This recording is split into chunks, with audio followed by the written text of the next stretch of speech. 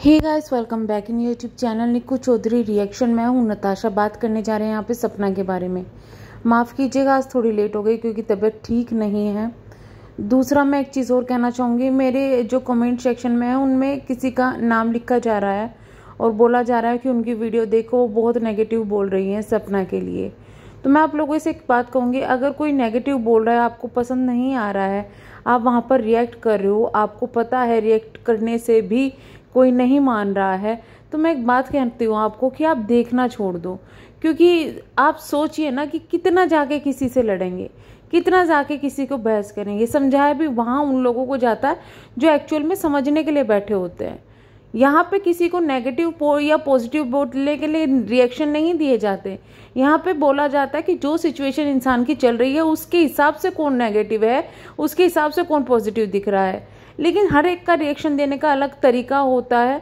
तो अगर आपको किसी की वीडियो पसंद नहीं आ रही है, आप वहाँ पे डिबेट कर रहे हैं, आपको उल्टा सुनने के लिए मिल रहा है, तो आप छोड़ दीजिए। और मैं आपको इतना ज़रूरी आश्वासन दिलाती हूँ कि फ्यूचर में कुछ एक्शन ज़रूर होगा।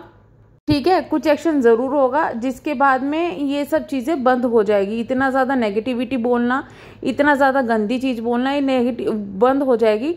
सभी चीज़ें अभी नहीं बता सकते, लेकिन फ्यूचर में ऐसा कुछ ज़रूर होगा कि जितना आप गंदा बोलोगे उसका साइड इफ़ेक्ट आपको ज़रूर पड़ जाएगा।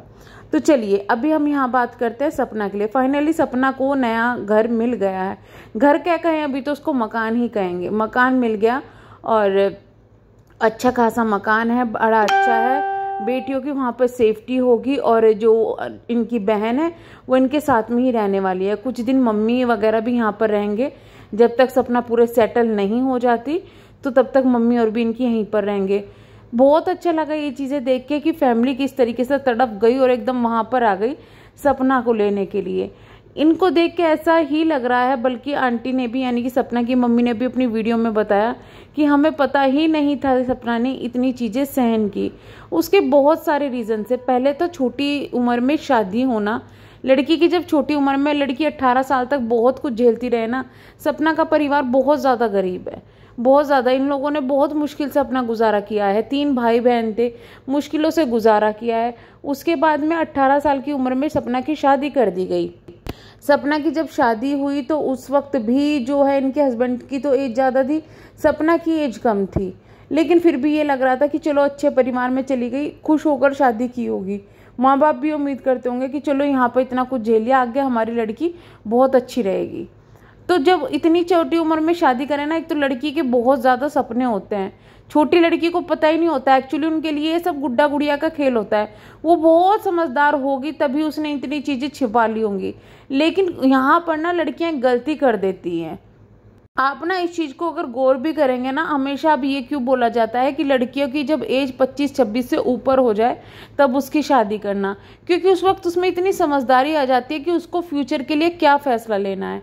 अब ऑलरेडी सपना के जो इतने कुछ घर में झेल के आ रही है, सब चीज़ झेल के आ रही है, वो यहाँ पर जब शादी की, वैसे तो उसको सब कुछ अच्छा मिल रहा था, सब कुछ वो कर रही थी। 18 साल की लड़की को कितना तो काम आएगा, क्या आएगा, ठीक है, सब कुछ वो तो कर रही थी। लेकिन वहाँ पर सबसे बड़ी प्रॉब्लम ये थी कि सपना के साथ में कभी कभी, ऐसा नहीं हम कहेंगे हमेशा, कभी कभी जो है सूरज जी मारपीट कर दिया करते थे, गाली दे दिया करते थे। हालांकि इन चीज़ों को तो एक बार भी नहीं सहन करना चाहिए, एक दिन भी नहीं सहन करना चाहिए, पर उसने सहन किया।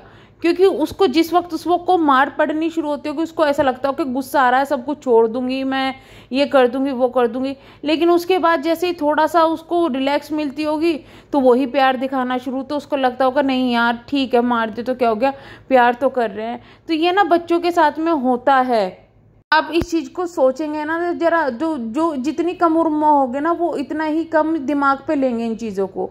जब मार पड़ती होगी तो लगता होगा सब छोड़ देंगे, मम्मी को बता दूंगी, घर चली जाऊंगी।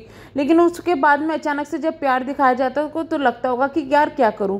ऊपर से जो सूरज जी है ना, वो 1 साल तो बाहर ही रहे हैं। जब यहाँ पर रहे हैं तो ये चीज़ें हुई, प्यार भी हुआ, लड़ाई भी हुई, झगड़ा भी हुआ, मारपीट भी हुई। उसके साथ साथ में जब वो वहाँ पर चले गए, कितना साल उन्होंने सपना के साथ गुजारा। क्या पता चीज़ें सही होने लगी हो जब वो गए हों, उससे पहले चीज़ें सही होने लगी हो। तो बहुत सी चीज़ें हैं यहाँ पे जिस वजह से हो सकता है कि सपना ने ना बताया हो। क्या पता उस वक्त सपना को गुस्सा करके कुछ बोल दिया जाता हो, जो क्योंकि ऑडियो की अगर आप सुनेंगे तो ऑडियो में इतनी ज़्यादा गाली गलौज माँ बाप के लिए बोला जा रहा है कि वो लड़की भी डर जाती होगी कि कहीं तेरे माँ बाप के साथ में कुछ ना कर दिया जाए। तो इस वजह से लड़कियां जो होती है वो चुप रह जाती है। और हम किसी तरीके से इस तरीके की चीज़ों को सपना सबको सपोर्ट नहीं करेंगे कि वो चुप रही है तो उन्होंने बहुत महान काम किया है। नहीं, बहुत सी लड़कियां हैं, बहुत से आप न्यूज़पेपर पढ़ोगे ना, ऑनलाइन भी अगर न्यूज़पेपर पढ़ोगे ना, तो इसमें जो ये चीज़ें होती है ना, लड़कियों के साथ मारपीट, हमने ऐसे ऐसे केसेस देखे हैं। अभी आप उन चीज़ों को देखिएगा। एक केस आया था अभी कुछ दिनों पहले, वो काली माँ का भक्त था, उसने दहेज के पीछे अपनी नई नवेली दुल्हन को मार दिया था कुछ दिन बाद ही। तो उसमें यही बता रहे थे कि वो काफ़ी ज़्यादा मारपीट करता था। लड़की ने कुछ नहीं अपने घर बताया। तो जिस दिन उसने मारपीट की, रात को उसने फ़ोन करा अपने भाई और मम्मी और को कि मेरे साथ में मारपीट कर रहा है, आप मुझे यहाँ से लेके चले जाओ।